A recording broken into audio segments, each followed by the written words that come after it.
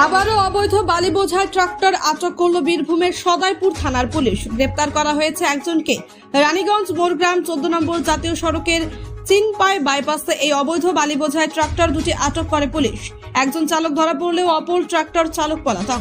Police সূত্রে জানা গেছে, অবৈধ বালি বোঝাই ট্রাক্টর দুটি দুবরাজপুরের দিক থেকে বালি বোঝাই করে নিয়ে আসছিল। সদাইপুর থানার পুলিশের কাছে খবর আসতেই পুলিশ চিনপাই বাইপাসে গিয়ে ট্রাক্টর দুটি আটক করে। আজ তাকে সিউড়ি আদালতে তোলা হয়।